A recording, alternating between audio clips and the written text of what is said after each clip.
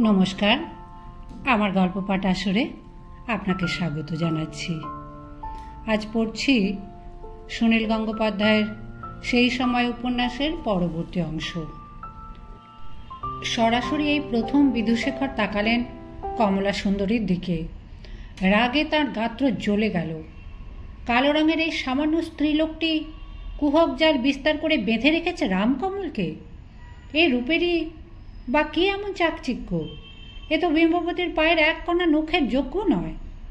বিম্ববতীকে ছেড়ে কোনো বুদ্ধিভাগ্য সম্পন্ন মানুষ এমন এক কুলোটা মেয়েতে যে কিভাবে মজে থাকতে পারে তা বিধুশেখর কিছুতেই বুঝতে পারছেন না।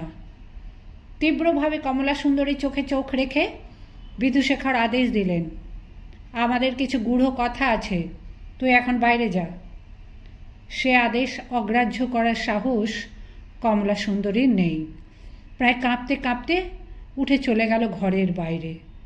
তখন বন্ধুর কপালে হস্ত রেখে বিধুশেখর বললেন, ভাই, চিন্তা করিস না, সব ঠিক হয়ে যাবে।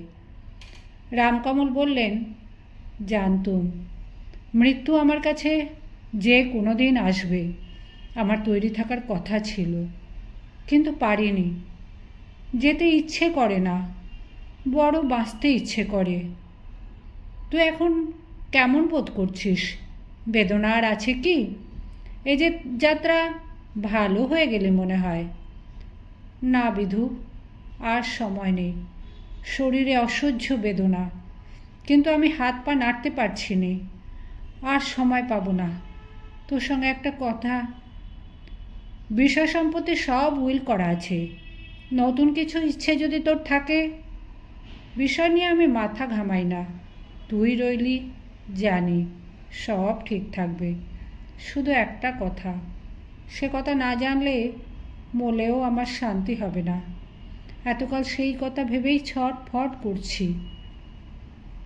রামকমল, তোকে আমি বাড়িতে নিয়ে যাব। এই পাপের জায়গা, বুকে সাহস আন। বাড়িতে গিয়ে বিম্ববতীর কোলে মাথা রেখে শুবি। সে সত্যি সাধ্বী। বিধু, আমার ছেলে নবীন, সে আমার বড় আদরের। সে কি আমার? সে কার সন্তান? বিধুশেখরের বুকে যেন বজ্রপাত হলো। মুখমণ্ডল হলো বিবর্ণ, রক্তশূন্য। মৃত্যুপথযাত্রীর মুখে একই কথা শুনলেন। তিনি সহসা কোনো উত্তর দিতে পারলেন না। রামকমল সিংহ বড় বড় নিঃশ্বাস নিতে নিতে বললেন, আমার মুখে আগুন দেবে কে? গঙ্গা না নবীন? ওরা কেউ আমার রক্ত নয়। বিধুশেখর মুখটা ঝুঁকিয়ে এনে বললেন, কি বলছিস তুই রামকমল? নবীন তোর নিজের সন্তান। বিম্ববতী তোর সংসারের লক্ষ্মী। তোর ছেলে বংশের মুখ উজ্জ্বল করতে এসেছে। সে কি আমার? তোর নয় তো? সত্যি করে বল। আমার কেন হবে? ছি ছি ছি, এমন কথা! নবীন তোরও উরসজাত সন্তান। বিধু, আমার বুকে বড় জ্বালা। এতখানি বয়সে ভ্রমর যেমন ফুলে ফুলে, তেমনি আমি কত নারীতে উপগত হয়েছি, সবই নিষ্ফল। কেউ আমায় একটিও সন্তান দেয়নি। তাই আমি ভেবেছি আমারও ক্ষমতা নেই। বিম্ব আমাকে, তোর কোনো পাপের সন্তান হয়নি, সে তো ভালোই। তাতে বিষয় সম্পত্তি ছাড়ে খাড়ে যেত। বিম্ববতী অনেক পুণ্য করেছে। ভগবানের কৃপায় সে তোর বংশ ধন্য করতে অমন হীরের টুকরো ছেলে দিয়েছে। ও ছেলে আমার, তোর নয়। রামকমল, আমি তাবা, তুলসী, গঙ্গা জল ছুঁয়ে শপথ করে বলতে পারি। তুই একই পাগলের মতন কথা বলছিস। তুই শপথ করতে পারবি? হ্যাঁ, এক্ষুনি আমি আনাচ্ছি সব। তুই আমার মাথা ছুঁয়ে বল। এই যে বললুম, নবীন তোর সন্তান, তোর রক্ত তার শরীরে বইছে। আমি বিম্ববতীকে কোনোদিন মন্দভাবে স্পর্শ করিনি। আহ, শান্তি শান্তি, আমার বুকে বল এলো। বিধু, নবীনকে একবার দেখতে বড় স্বাদ হয়, একবার বিম্বকে। আমি কৃতজ্ঞ তার কাছ থেকে দূরে দূরে রয়েছি এতদিন। আমি এখনই তোকে বাড়ি নিয়ে যাচ্ছি। কিন্তু কয়েক মিনিটের মধ্যেই রামকমল সিংহের গলা দিয়ে ঘর ঘর শব্দ উঠল। হাত পায়ের খিঁচুনি শুরু হলো আবার। বোধহয় সূচিকা ভরণের শক্তিও নিঃশেষিত হয়ে গেল। বিদুশেখর তাঁর কপাল ছুঁয়ে থেকে তারা ব্রহ্মময়ী নাম জপ করতে লাগলেন। এই সময় বন্ধুর মুখে ফোঁটা ফোঁটা গঙ্গা জল দিতে পারলে ভালো হতো, কিন্তু এই অবিদ্যার বাড়িতে গঙ্গা জলই বা পাওয়া যাবে কি করে? শেষবারের মতন মুখ ঘুরিয়ে বিদুশেখরের হাতের ওপর মুখ রেখেই শেষ নিঃশ্বাস ফেললেন রামকমল সিংহ। বিদুশেখর চিৎকার করে বললেন, দুঃখীরাম, দরজা খুলে দে। অমনি হুড়মুড়িয়ে ঢুকে এলো সকলে। কমলা সুন্দরী এসে ঝাঁপিয়ে পড়ল মৃত রামকমল সিংহের বুকে। অন্য দাসদাসীরাও এসে তার পায়ে মাথা ঠুকতে লাগলো। ক্রন্দন চিৎকারে ভারী হয়ে গেল বাতাস। বিদুশেখর চাইলেন বিলম্ব না করে তখনই রামকমল সিংহের মরদেহ সেখান থেকে সরিয়ে ফেলবেন। তার বন্ধুর এই ঘৃণিত স্থানে মৃত্যু ঘটবার সংবাদ যেন কাক পক্ষিতেও না জানতে পারে, কিন্তু তা সম্ভব হলো না। স্ত্রী লোকদের কাছ থেকে মৃতদেহ সরিয়ে নেওয়াই শক্ত। তাছাড়া কি করে যেন বাতাসের কানে কানে রটে যায় খবর। ভোরের আলো সবেমাত্র ফুটি ফুটি, এখনো অন্ধকার যায়নি। এরই মধ্যে বেশ একটা ভিড় জমে গেছে বাড়ির সামনে। সেই ভিড়ের মধ্যেই সকলের মাথা ছাড়িয়ে দেখা গেল রায়মোহন ঘোষালের লম্বা শিরিঙ্গে চেহারা। লোকজন ঠেলতে ঠেলতে সে হাউ হাউ করে কাঁদছে আর বলছে, ওরে সর সর, কর্তাবাবুকে একবার শেষ দেখা দেখিনি। মহাদেব তুল্য লোক ছিলেন আমাদের কর্তাবাবু। আহা, কত বড় দরাজ দিল। রায়মোহনকে দেখে তবু খানিকটা আশ্বস্ত হলেন বিধুশেখর। তিনি জানেন রায়মোহন অতিশয় চতুর ও চটপটে, যে কোনো হুকুম তামিল করার শক্তি রাখে সে। তিনি বললেন, ওহে রায়মোহন, এই স্ত্রীলোকদের এখন সরে যেতে বলো। আগে রামকমলকে তার বাড়ি নিয়ে যেতে হবে। সেখানে শান্তি সস্তায়ন করা যা করবার করা হবে। তৎক্ষণাৎ কৃত্রিম কান্না থামিয়ে তৎপর হয়ে উঠল রায়মোহন। শোকের বাড়ি তার খুব পছন্দ। শোকের বাড়িতে সব কিছুই অগোছালো থাকে, লোকের চক্ষু থাকে ঝাপসা। সে অমনি মেয়েদের দঙ্গলের ওপর ঝাঁপিয়ে পড়ে দু হাতে ঠেলতে লাগলো তাদের, আর চিৎকার করতে লাগলো, সবাই সরো সরো, বড় কর্তামশাই রাগ করছেন, সরো, জানো না এখন মরা ছুঁতে নেই।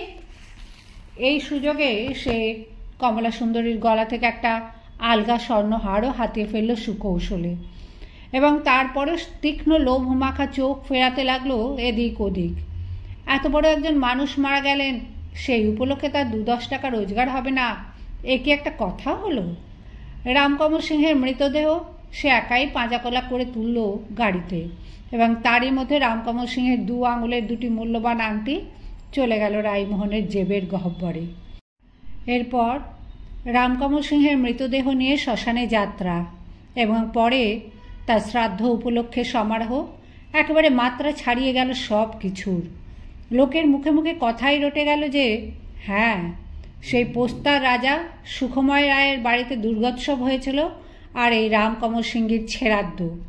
এমনটি আর দেখা যায়নি। কাগজওয়ালারা চুটিয়ে লিখলে। ইংরেজি কাগজগুলোতেও ছাপা হলো রামকমল সিংহের গুণপনার বৃত্তান্ত। ল্যান্ড হোল্ডার্স অ্যাসোসিয়েশন বিশেষ সভা ডেকে শোক প্রস্তাব গ্রহণ করলে। তারপর সব কিছু চুকে যাবার পর জোড়াসাঁকোর সিংহ বাড়ি উৎকট রূপে স্তব্ধ হয়ে গেল এক সময়। রামকমল সিংহ যখন বেঁচে ছিলেন তখন তার উপস্থিতি বিশেষ টের পাওয়া যেত না বাড়িতে। ইদানিং তিনি তো প্রায় বাড়িতে থাকতেনই না, কিন্তু এখন তিনি গত হয়েছেন। শুধু এই সংবাদটির জন্যই যেন বাড়িটি খাঁ খাঁ করে। ঘনিষ্ঠতম বন্ধুর মৃত্যুতে বিধুশেখর যে কতখানি আঘাত পেয়েছেন তা বাইরে থেকে বোঝা যায় না। কেউ তার চোখে জল দেখেনি, কারুর সামনে তিনি দুর্বল হয়ে পড়েননি। শ্রাদ্ধ উপলক্ষে যে বিরাট যজ্ঞ এবং প্রায় গোটা শহরটিকে খাওয়ানো দাওয়ানো সব কিছু দেখাশোনা করেছেন তিনি নিজে, এতখানি ধকল অবশ্য তার সহ্য হয়নি। একেবারে শেষের দিকে তিনি নিজেই খানিকটা অসুস্থ হয়ে পড়েছিলেন। আবার সামলে উঠে তিনি এলেন একদিন সিংহ বাড়িতে। কারুকে তিনি ডাকলেন না, খবর পাঠালেন না, তিনি নিজেই উঠে এলেন দ্বিতলে। লম্বা টানা বারান্দা ধরে তিনি হাঁটতে লাগলেন। সেখান দিয়ে যেতে যেতে তিনি দেখতে পেলেন সিঁড়ির ওপর নবীন কুমার খেলা করছে দুলাল চন্দ্রের সঙ্গে। নবীন কুমারের দিকে তিনি একবার সস্নেহ দৃষ্টিপাত করলেন, শুধু কোনো কথা বললেন না। বারান্দাটা ডান দিকে ঘুরে গিয়ে শেষ প্রান্তে বিম্ববতীর নিজস্ব কক্ষ। সেখানে এসে দ্বারের সামনে দাঁড়ালেন বিধুশেখর। তারপর অনুচ্চস্বরে তিনি ডাকলেন, বিম্ববতী। দ্বার খুলে গেল। ভেতর থেকে বেরিয়ে এলো চিন্তামণি দাসী। বিধুশেখর কয়েক মুহূর্ত অপেক্ষা করলেন। বড়বাবুকে দেখে চিন্তামণি সলজ্জভাবে পাশ কাটিয়ে বেরিয়ে চলে গেল বাইরে। বিধুশেখর এসে ঢুকলেন ঘরের মধ্যে। পালঙ্কের ওপর বসে আছেন বিম্ববতী। নতুন বৈধব্য বেশে বিম্ববতীর রূপ এমনই বদলে গেছে যে বিধুশেখর সাংঘাতিক চমকিত হলেন। কোমর ছড়ানো বিশাল কালো চুলের গোছা ছিল বিম্ববতীর, তার চিহ্ন মাত্র নেই। বিম্ববতী মস্তক মুন্ডন করেছেন। যে দু হাতে ভর্তি স্বর্ণালঙ্কার ও শাঁখা ছিল, সেই হাত দুটি এখন নিরাভরণ। যে সোনার অঙ্গ সজ্জিত থাকত একসময় বালুচরি বা মসলিনে, এখন সেই অঙ্গ ঢেকে আছে একটি ফরাসডাঙ্গার সাদা থানে। পূর্ণ যৌবনা বিম্ববতী যেন ধরেছেন যোগিনী রূপ। পালঙ্ক থেকে নেমে দাঁড়িয়ে বিম্ববতী বললেন, আমি অভাগিনী, আমার নাবালক সন্তান, আমায় আর দেখবার কেউ নেই। বিধুশেখর এক পা অগ্রসর হয়ে বলেন, তোমার এই বেশ আমি সহ্য করতে পারবো না ভেবে আমি কয়েকটা দিন আসিনি, কিন্তু তুমি তো জানো যতদিন আমি রয়েছি তোমার কোনো চিন্তা নেই। বিম্ববতী বললেন, আপনার শরীর অসুস্থ হয়েছিল? বিধুশেখর বললেন, সে অমন কিছু না বিম্ব, তোমার মন শক্ত করতে হবে, তোমায় সংসারের হাল ধরতে হবে। আমি যতদিন আছি ততদিন অবশ্য। বিম্ববতী একটু এগিয়ে এসে বললেন, আমার ছেলে, সে যে আমার আধার ঘরের মানিক, সে যে আমার জীবন সর্বস্ব। যদি কেউ কোনোদিন তার নামে। বিধুশেখর দৃঢ় স্বরে বললেন, জগতে কেউ কোনোদিন জানবে না তোমার স্বামী শান্তিতে মরেছে, সে আমায় বিশ্বাস করে গেছে। এখন তুমি শুধু শক্ত হয়ে থাকো। বিম্ববতীর অধরষ্ঠ কেঁপে উঠল, শরীরে যেন লাগলো ঝড়ের বাতাস। তিনি মূর্ছিতার মতন এসে পড়লেন বিধুশেখরের পায়ের কাছে। কাঁদতে কাঁদতে বললেন, আমি পারবো না, আমি পারবো না, আমি দুর্বল। বিধুশেখর বললেন, পারবে, নিশ্চয়ই পারবে, আমি তো রয়েছি, তোমার পাশে আমি সর্বক্ষণ আছি, তুমি যে আমার চক্ষের মণি।